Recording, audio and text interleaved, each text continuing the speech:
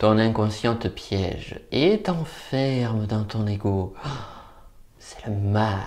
Hello mon cher Chafourbe. Aujourd'hui on va parler d'inconscient, de conscient, d'ego et de profil de personnalité. Ça va être très chouette, tu vas voir.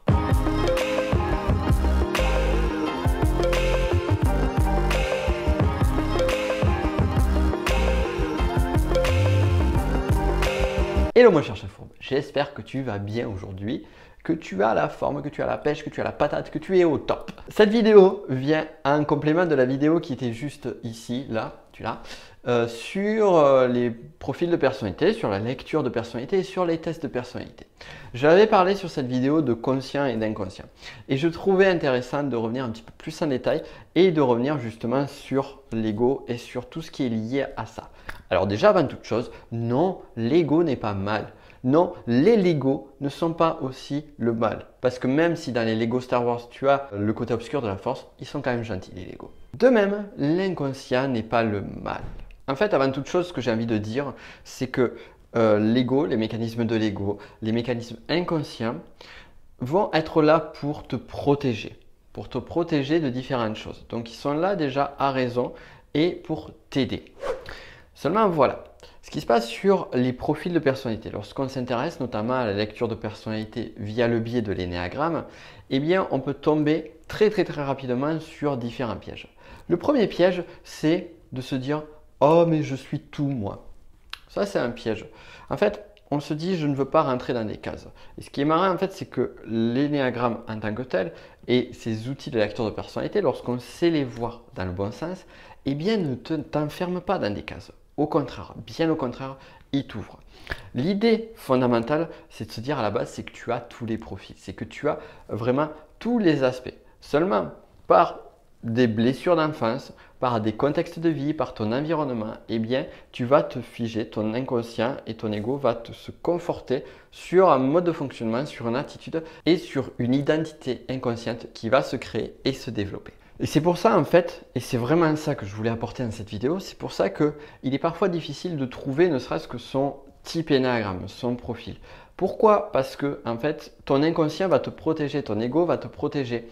Et donc, comme c'est des mécanismes qui sont inconscients, qui ne sont pas arrivés jusqu'à la conscience, eh bien déjà de 1, tu risques dans beaucoup de cas de ne pas t'en rendre compte. Et si à un moment tu commences à mettre le doigt dessus, peut-être que ton inconscient va vouloir te protéger et t'empêcher de voir certaines choses, ce qui est normal parce que ça peut être difficile et tu n'es peut-être pas prêt. C'est aussi pour ça que certaines personnes, lorsqu'on leur pointe du doigt un profil, ils se disent « Moi j'étais ce profil avant, mais aujourd'hui je ne suis plus ça ».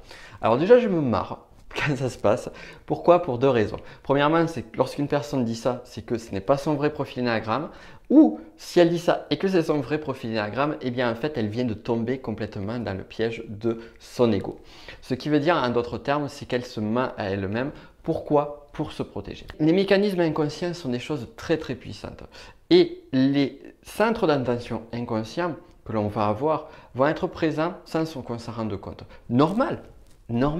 Normal, puisqu'ils sont inconscients. Donc, là où la conscience est une petite partie, l'inconscient est une énorme partie.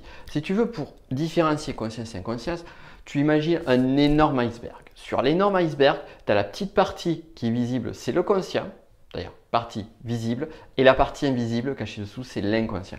Donc, cette partie, c'est la plus grande, la plus forte. Et donc, justement, grâce à l'énéagramme, grâce aux lectures de personnalité, on va arriver à poser son regard, à plonger dans l'eau et voir des parties de cet iceberg, mieux le comprendre, mieux l'observer et mieux pouvoir travailler. De ne pas travailler contre l'inconscient, mais travailler avec l'inconscient.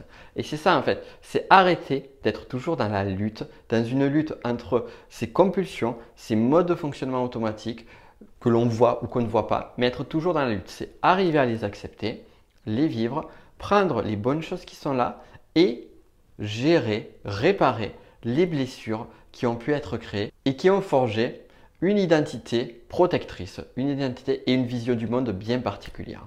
On part du principe, ne serait-ce que pour la lecture de personnalité via l'énéagramme, on part du principe que tu as 9 profils de personnalité. Et sur ces 9 profils, en fait, tu les as tous à la naissance. Seulement, un domaine, un contexte de vie, t'a fait aller dans l'un d'entre eux. Je ne vais pas aller plus loin là-dessus.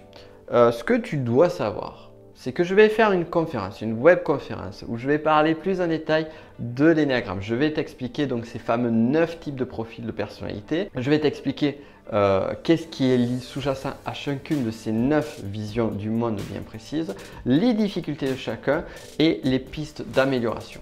Donc là, la webconférence, elle est là. Je t'invite à t'inscrire ici ou en commentaire, tu as le lien. Et là, du coup, je vais pouvoir t'expliquer tout ça en détail parce que pour rappel, je l'avais déjà dit, mais je le redis ici, c'est que je ne peux pas en 5-10 minutes de vidéo te résumer tous les profils d'énéagramme, ça n'a pas de sens. Je préfère qu'on prenne le temps, toi et moi, et au moins que ce soit plus interactif et tu puisses me poser tes questions. Et sur cette conférence aussi, je vais en profiter pour démystifier certaines choses ou enlever certaines fausses vérités vis-à-vis de l'énéagramme, parce que là aussi, il y a beaucoup de choses là-dessus, donc ça sera entièrement dédié à l'énéagramme. Les profils de personnalité, c'est pour te résumer, c'est l'outil qui m'a le plus aidé dans mon développement personnel sur ces 2-3 dernières années. Donc c'est pour ça que j'ai vraiment hâte de te le présenter car je sais, j'en suis sûr, j'en suis convaincu, c'est pas juste trouver ton profil de personnalité mais ça va être une piste d'évolution énorme pour toi comme ça l'a été pour moi et comme ça l'a été pour toutes les personnes que je connais qui se sont mis sérieusement à l'énéagramme. J'ai vraiment hâte de te retrouver à cet événement-là. D'ici là, je te souhaite une excellente, je te souhaite une putain d'excellente journée de ouf. Profite bien et on se dit à très vite. À très vite. Ciao, cherche à fourbe.